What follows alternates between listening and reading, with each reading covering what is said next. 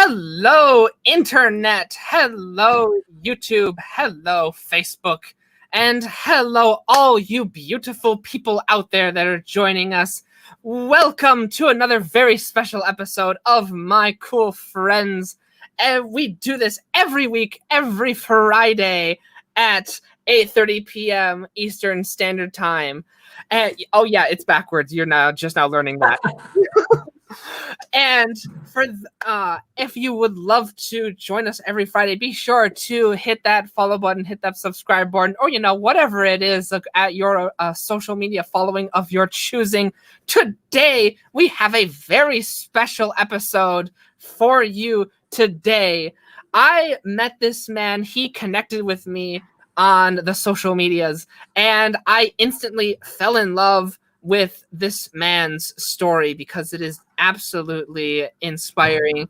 This man is the immigrant's story, and he is here to make sure that your stuff gets viewed on social media. I cannot do this man justice. Please help me welcome to the show. I'm gonna butcher your last name. I am very sorry. It's fine. Please help me welcome Carlo Tarallo. You got it on point. That's all right.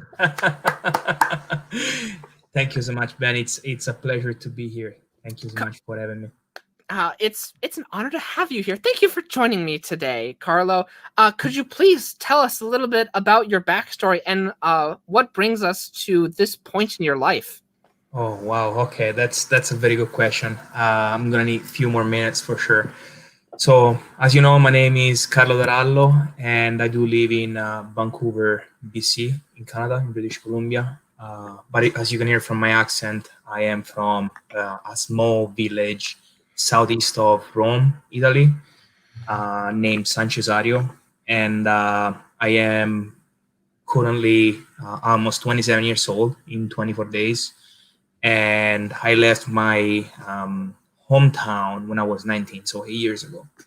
And when I was a teenager, even when I was younger, I was always, one of my dreams was to emigrate to North America. And so, throughout the years, it was into the back of my mind. And when I was at the latest years of my teenagers years, I was like, okay, how am I going to be able to emigrate to North America? And so I said, you know what? I think there are so many restaurants out there who are Italians and are looking for Italian chefs. So what I did is I went and I took my degree in pizza making. So I became a pizza chef.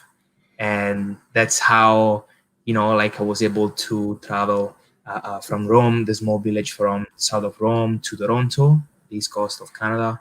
Then I moved to 2 years to Australia. I did 6 months in Sydney and then a year and a half in Melbourne. And then in 2016, I got back in Vancouver with my wife, and we'll talk more about that as we go in the show. That is absolutely amazing, and you touch my Italian heart with the pizza. It's true. Can you tell us what are what take us back to that moment, because I started my entrepreneur journey in my 20s as well. What was that mindset when you were 19 and you're like, you know what, I want to I'm gonna go to this is my destination? What was your emotional desire at that point in your life? Okay, that's a very good question. So let me go back. So for sure, one thing that always drove me is that, I come from a very humble background, and in Europe, in Italy, usually your mom is a housewife, so they take care of the house, they cook, they clean, they send you to school, they grow the kids, and then the male parent usually goes to work. And so that's my background. We have a family. We are a family of 5. My father and my mother, and I've got 2 other siblings younger than me, so I'm the eldest. And what drove me to strive and got into the entrepreneurship journey is that I always saw my father working and breaking his back. He works for the city and he drives the garbage truck around the city, and I'll tell you more stories about that as we go. But essentially, he would wake up at 3 o'clock in the morning. He would go to work at 4. It would take him 1 hour of transit to go and work to the city, then an hour back. So essentially, I would say him just at dinner time for an hour, because I would come back from school, 3 o'clock, 4 o'clock in the afternoon. Then he was asleep, and so it would be I would only see him 1 hour. So I'm like, okay, you know what? I don't wanna. Even if I go and take my IT diploma, even if I go and find a job, I'm always gonna be have the same kind of scenario when I grow up and I have my own kid, right? So that was a big drive for me. And also, like when I was younger, actually, my father is from Naples, and we grew up in Rome. So every once or twice a year, we would go and visit my grandparents.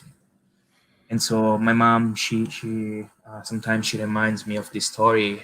She says once we were going down to visit your grandparents, and we were driving on the highway in this little teeny tiny car, full packed with bags and food and stuff like that. And so we were driving on the highway, and I think I was 4 or 5 years old, and so all of a sudden you can hear this noise, and I turn around and I see this beautiful red Ferrari driving by. And on the Ferrari there is this somewhat old dude, white hair, a shirt, open shirt, his fur, his white fur hanging out like Italian style, right? And so he had this beautiful woman sitting on the passenger seat. And so this car passed by, and I look at my mom and I say, "Hey, mom, do you see the car?"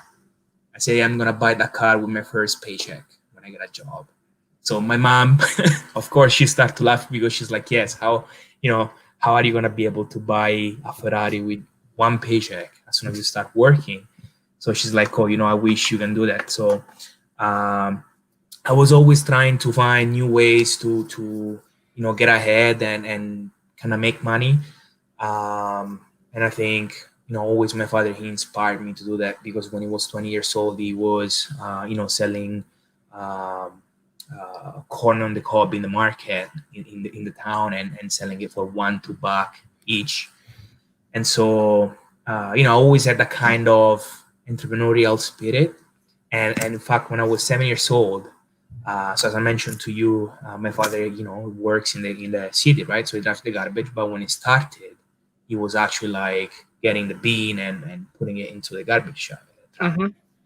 And so in the 80s, I'm sure you remember, 80s, 90s, there used to be the Kinder Surprise collections, right? Where you would get the Kinder Surprise, the small chocolate egg, you would open it, and then there would be like a collection, right? Like, I don't know, maybe it would be a crocodile family collection, or maybe a koala or a bear or a, stuff like that. So he would bring them home. He would find a lot of them left, like close to the recycling bin and stuff. So one summer I had 200 of them.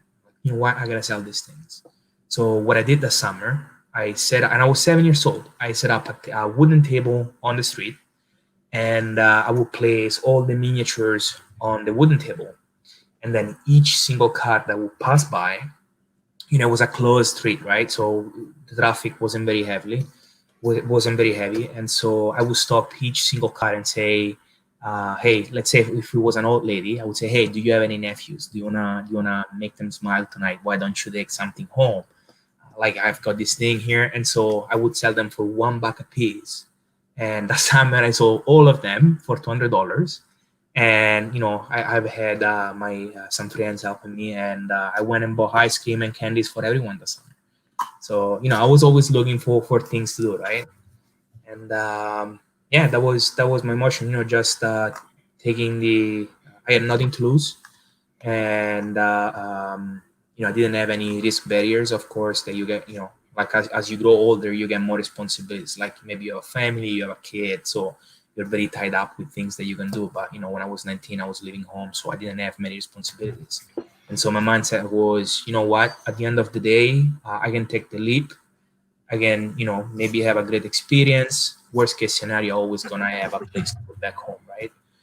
And that's why I'm a very huge fan of entrepreneurship, and because that's how the world progresses, right? Entrepreneurs, they find solution to problems, and I cherish that a lot.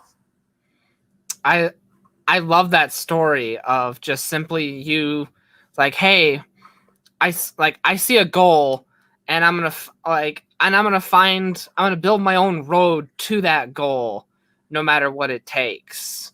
And it's just that simple story of like, hey, I'm gonna buy that car one day. That I don't have it yet, but that's still gonna, that's still the goal, right? It's you're still building the road. That's still what. building the road. Yeah, that's Yeah. so true. Uh, and my next question is one of my personal favorite questions. Okay. What is at some point, whether it be like your story of traveling from point A to point B, or your story of building this business that you have now, what is a point when you hit a wall that you thought about, like, oh man, like that made you feel like you never thought you would climb over it, or maybe you even thought about giving up? Tell us about that kind of a story. And I swear to God, every single time I ask this question, people smile because there's many versions of this story. But Yeah, but that's it, man. I mean, the way that I do see it is, no matter what level you're at, right? You're always gonna run through a wall. mm-hmm, Always. So the sooner you get used to it and kind of like get your column on your ends, and get used to it, then the sooner you can overcome that challenge, overcome the wall, right? And kind of like master that skill set. So, as I mentioned to you, I come from a hospitality background. So I was a chef for, throughout my whole travels. And then I was going to high school. High school is different. High school in Italy is different than high school in North America, simply because we do 5 years of high school, so 13 years in total. But the 5 years of high schools, the first 2 years are general studies. And then depending on um, which school you decided, then you've got specializations to choose for the latter 2 years. So my option was IT, systems, and physics. So I choose IT, Internet Technologies. And so, I was going to school, and all of a sudden I come home, I'm about to have lunch with my mom, and she's watching the news. And so this one guy on the news was homeless, living in the Roma Termini train station, in the central station in Rome, and he had a master's degree in mechanics engineering. And so I'm like, okay, dude. I said to myself, dude, you know what? Like, that guy has a master's degree, he's an engineer in mechanics, and he's homeless. He has nobody to take care of him. He can't find a job. So how am I going to be able to do that, right?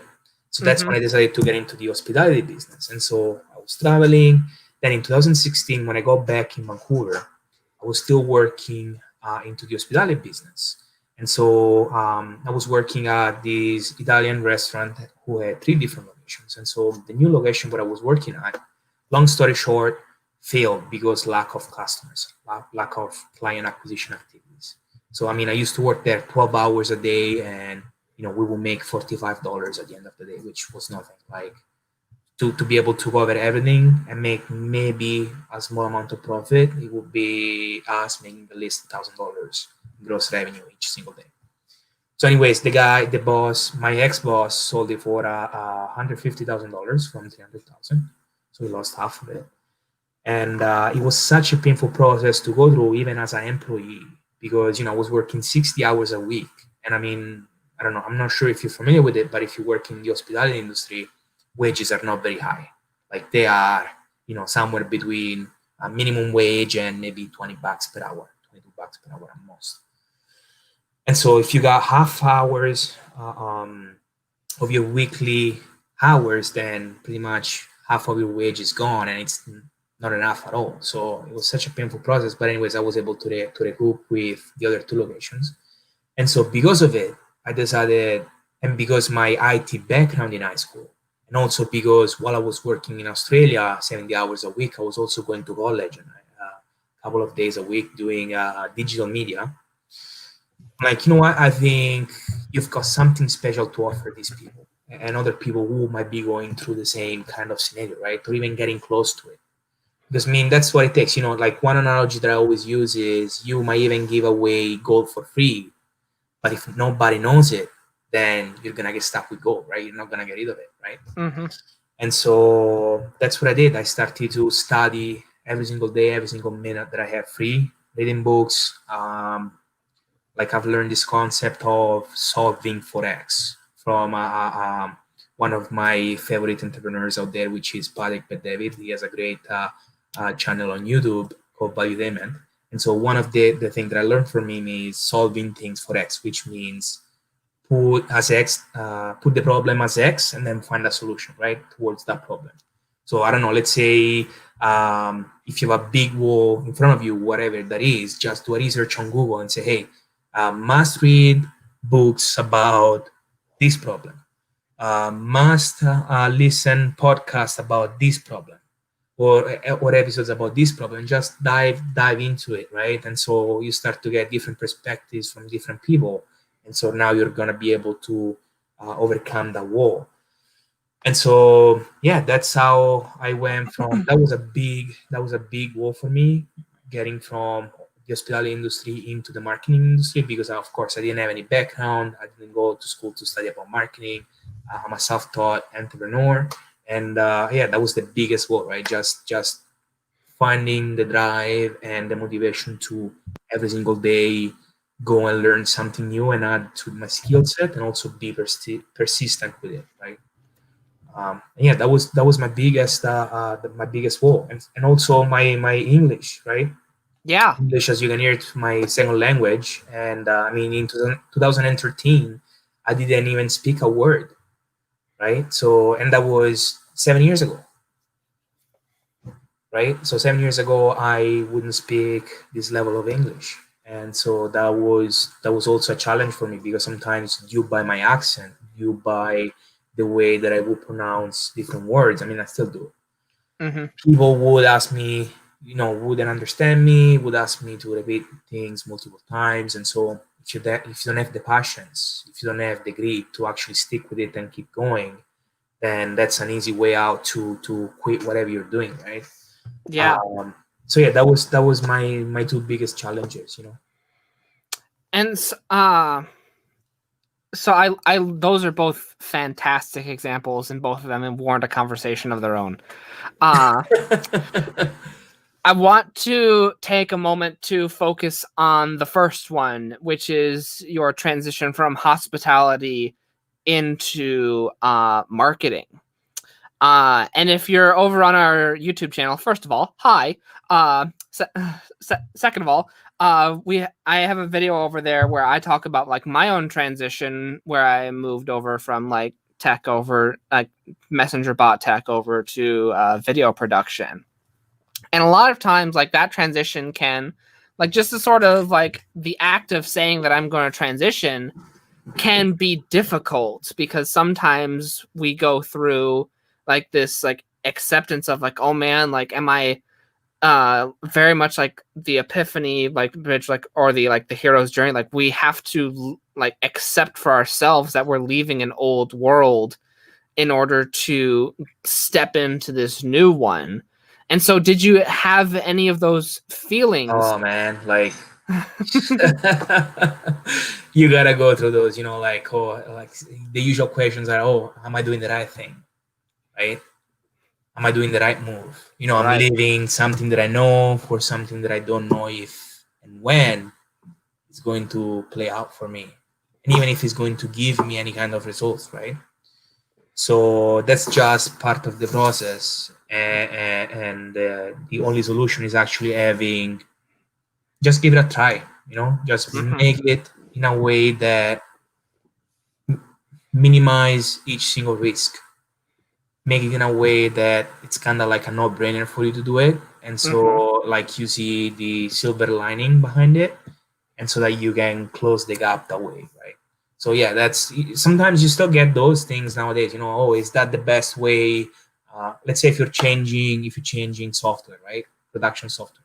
Oh, is that gonna be the right choice? Is that going to allow me to do extra things? Is that going to be limiting some of the features that I was using, right? So you still get those kind of questions going on in your mind.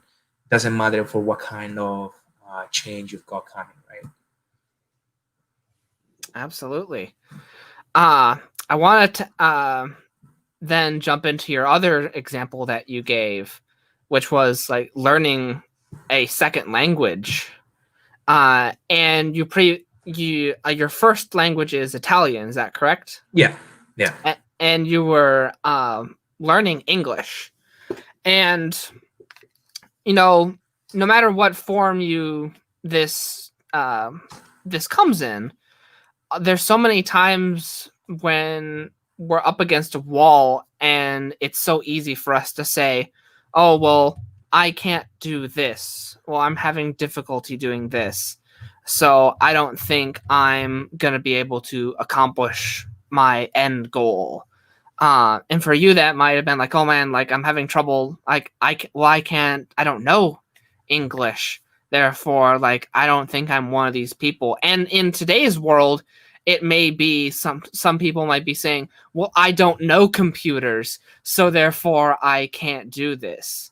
Did you ever experience like any of those sort of thoughts? And if so, how did you overcome them? Yeah, so the first question, yes, I did.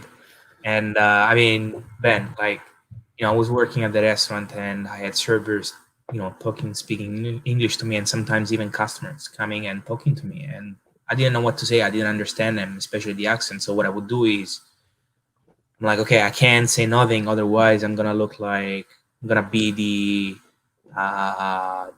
asshole, right? So I got to do something. You can say those words on this show. Okay, good. Okay, awesome. I was like kind of laying that one out. Anyways, good. So I'm like, okay, I gotta do something about it. And one thing that I did was actually nodding and smiling. I'm going to say nothing and pretend like I understood what you said. Because like other people would feel maybe awkward about it if they said something, but it will end up in a good way, right? So that was one thing. And so going back to your second question is, those moments are going to happen. They will happen. They happen in the past. And the only way to overcome them is to actually take action, take strategic action. And to do so, you need to have a plan in place. Because if you think about it, if you say, okay, you know what, I don't know that, then I don't know, I'm just going to leave it like that. Then nothing is going to change. If nothing changes. So you got to do something about it, right? So the question is, how better is that going to make your life, your situation, right? Why are you doing it? So you always got to stick to those two questions, and you'll find a way. Just 3 to 5 steps, 3 to 5 big steps that are actionable. They are practicable, like very practical. Anyways, practical, yeah. Yeah, easy to take, because that's what's stopping you to get from point A to point B. Just taking action, right? Mm-hmm. And if you never put the time into it, then it's never gonna get better. So because success comes from within, and so what I mean for success is not just the financial aspect of it. It could be anything, right? Success with relationships, success with your spouse, success with your kid, being a father, or whatever the case may be, right? You gotta take action, and you need to make things different than they are. You gotta change your situation, and so take action, set a goal, right? Because you know in which the only variable that you know of is actually your current situation.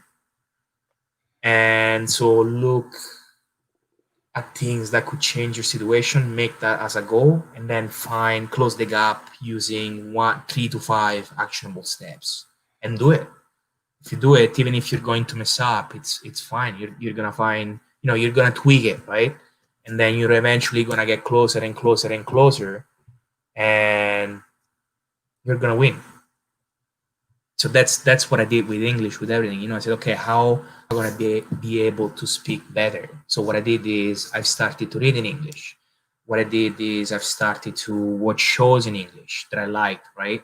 I still do it right now.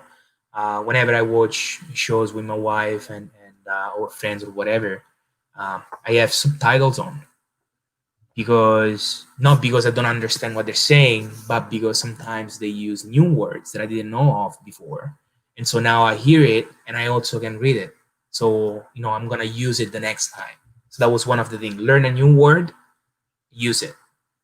Speaking it, like use it like vocally, or use it, writing it down on a thought or whatever. Yeah, so that was my plan of action. Just strike a new conversation with a person on the bus who doesn't know you, and worst case scenario, if it goes sideways, guess what? Toronto is a big city, so you're not what's the chance of you meeting them the next day, right? So and yeah, that was the mindset back then. Yeah. So, it's very much what I'm hearing from you is that you let go of this fear of failure, from like, oh man, like what if I make a fool of myself in front of this total stranger on the bus? It's like, it's okay, I'll never see them again. Yeah, that's like that was the mindset. And failure is part of success. Like one of the biggest misconceptions that most people have is that if you put success and failure on a scale, right, on a timeline, then they think that that the origin point, that zero, is in the center. Mm-hmm. That success is on one extreme and failure is in the other extreme. But it's actually not like that. So you start from zero, then you have failure, and then success. So you gotta go through failure, and failure is actually one of those walls that we were talking about. That's beautiful. I would love to know. We've talked about many things, but what is something like within these conflicts that we've talked about that has helped you in your business? Not necessarily physically, because obviously you learned English, but more so mentally speaking and emotionally speaking. Let's see. That's a very good question. I had so many, I don't even know. I didn't even know which We one. have answers then. What's that? That means we have answers. Yeah, we do. I don't know, maybe one of the biggest challenges that I had is having very high expectations of me, right? And because one thing that I do understand is whenever I talk about competition, I'm not talking about me and somebody else. I'm actually talking me against me, right? So every single day it's me against me. Because let's say you wake up, right? We're talking about emotional stuff and feelings. So let's say you wake up, and how many days you just wake up into the bed, and maybe it's raining outside or snowing, depending on where you are. Maybe it's hot, I don't know. But how many times you would love to stay to bed and like, oh man, today I just want to stay to bed, And no, and then so that's the enemy, right? That says, hey, stay in bed. But then you gotta overpower it and say, no, I'm waking up, I gotta get going with my routine, I gotta get stuff done. And so you encounter that enemy every single moment of whatever, like each single day, on each single decision that you're gonna make, even if it's like stupid, superficial, or something more complex, right? So that's probably the biggest challenge. And the sooner you become aware of that, then the less headache, so to speak, you're gonna have. So that was one of my probably my biggest. I would always get into my head. Um, I would always uh, maybe procrastinate because it wasn't perfect. Like whatever I was doing, it wasn't perfect enough. Like let's say you're making a graphic, right? And you're like, oh man, um, this graphic, it's like you got the graphic there, but it could Yeah. be maybe it could be 10 times better, right? Because like, oh, maybe I could do this, maybe I could do that, maybe I could do that. But then if you would invest your time doing that, right, which takes time, of course, you're not gonna invest time on what matters the most and actually, making progress. So a lot of those walls will come up because of my mindset.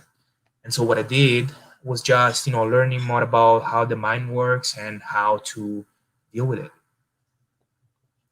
And that can get you really far. Uh you mentioned the graphic that I got below your picture. Uh Tell us about that beautiful graphic that I got below your picture, and also this lovely text that we got scrolling down at the bottom of the screen. What's that all about there? That's for sure. Yeah. So, 5 years after what happened when I started to get into marketing, I now have my marketing agency. So I am the founder of Local Asset, and we do help business owners, service providers with the client acquisition activities. And so we do a whole lot for them. We offer different services, starting from simple web designing to all the way to more advanced strategies with social media, like for example paid advertising, search engine optimization, press releases. We do like blog post writing. So we do all of it. And now, what the graphic that you mentioned is, I say want to learn how to find and attract clients on social media without a website or paid ads. Because one of the problems out there is, I mean, who doesn't need clients, right? Who doesn't need more clients? Everybody does. But the only, for an agency or somebody who has my kind of business to do that kind of work, that it needs to be kind of budget, right? Because there is a cost associated like everything else. So what I did is I came across a lot of different business owners who needed my services, but they were not able to pay for it. I'm okay. I need to find a way to still help these people, because at the end of the day, that's what we're here for. That's the purpose of Hmm. life, helping other people, solving their problems, and making their lives better. Um, so what I did is I also developed a coaching aspect of the business. So essentially, I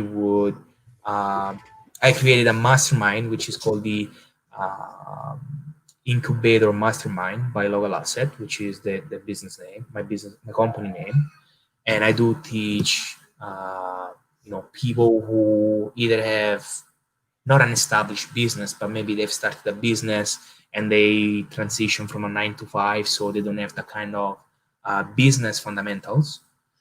And or maybe somebody who wants to transition from a 9 to 5 to having their own business. So I help those people. And essentially, what I do is I give them access to resources and lessons and all of the good stuff, and mastermind group calls, and also one-on-one coaching calls to streamline the process. So instead of them, let's say, going through 4 years of their lives trying to learn them by themselves on just doing trial and errors like I did, right? Because I mean, I didn't wake up one day and now my business is, I've got the graphic and I've got the offer and I've got the pricing, and that's the side effect of social media.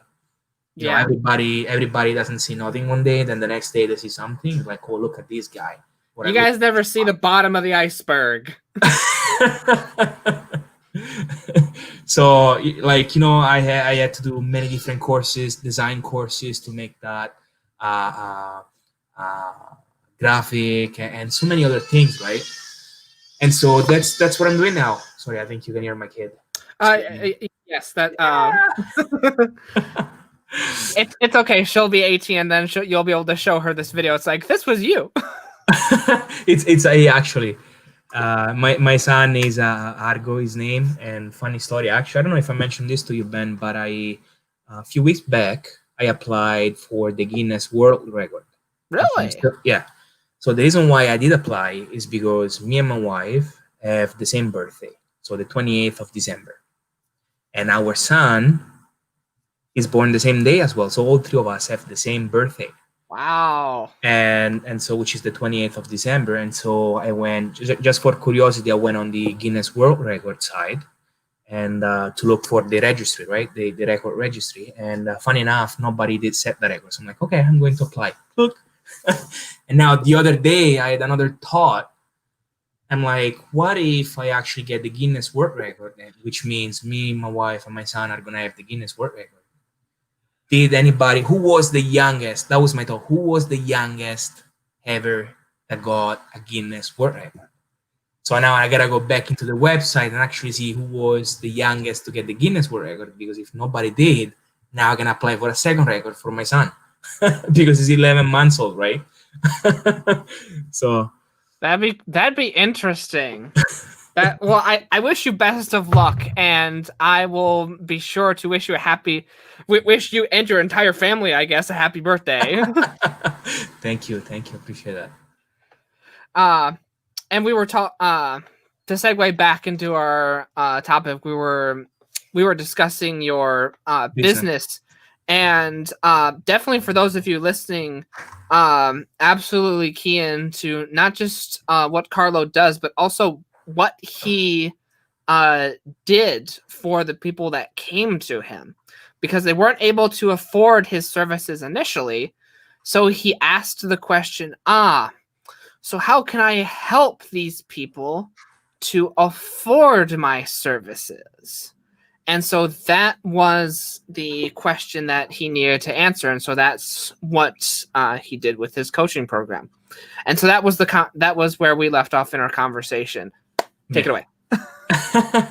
And yeah, and so that's what I did, right? I'm always trying to find ways to, helping people depending on which stage of their life they're at. That's all about, like, depending on your pricing of your offer from a marketing standpoint, depending on your pricing of your offer, you're going to attract different kind of people. And so if you look at life, there are 4 stages of life. So there is the scarcity stage, the survival stage, sorry. Then there is the security stage. Then there is the success stage. And then there is the significant stage, right?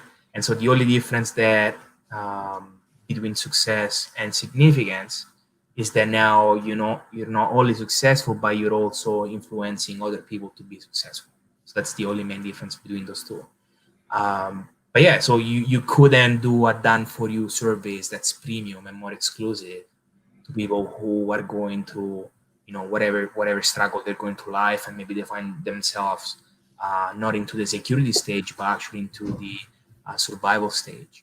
So, with that, you gotta play with different offers, and that's also what we teach into our coaching program, right? Like, we go through all of that. We go through all the main mistakes that people are making out there to promote their business. Like, for example, hey, this is the link, click on it. They don't say nothing about it. Just send me money. Unfortunately, that's not how it is. We still need to respect the social aspect of social media, which is why it's called social media. And that's why, Ben, we are doing this, right? We're talking and we are exchanging stories. Excuse me. We're exchanging, journeys and trying to, throw value there for people to actually get it and maybe make their life better. It's usually like, oh, I didn't think about that. I didn't think about that problem that way. So maybe I'm gonna try this thing instead. And then they actually do, and now everything changes. So that's amazing. I love this. I love doing this. Yes, so often we forget about the social aspect of social media. We gotta maybe you can enlighten us. We got like a code or something like scrolling by at the bottom of the screen. What's all that about, Carlo? Can you enlighten us to that? Yeah, so if you're watching this and you need marketing done for you marketing, you can get on localasset.ca, or you can just contact me on any of my social media profiles, and you can use the promo code your cool friend, because you're watching the show of Ben, my cool friends, to get a 10% discount on all our services. And that's all about. Awesome. To that's a special gift to all the legion of cool friends out there. From Carlo. Is there anything else? Is there anything else special that you would like to share with us this evening, Carlo? I mean, I could talk about for years and years. So I think we covered the ground pretty well. And I don't know if you have any other questions for me, Ben, or maybe if the audience. I don't know if can you see actually people asking you questions or anything? I can. Okay. I have the almighty power of the Eye of Sauron at my disposal. Yeah, so I don't know if you have any more questions. I don't know if our viewers are asking any questions, and if not, I think that's pretty much it. If you have any questions, whether you are a part of Team Live or whether you are a part of Team Replay, be sure to ask those questions down in the comment section below, and we will be sure to answer them no matter what team you are. I also just dropped the link to localasset.ca.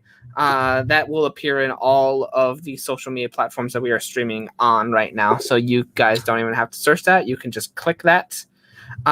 It'll also appear in the YouTube description. For now, I am your host. My name is Ben Ebig. Special thank you to our guest Carlo, and for that special discount. And for now, I will see you guys next week for another guest every Friday at 8:30 Eastern Standard Time. Until then, yeah, I know. I always get that confused.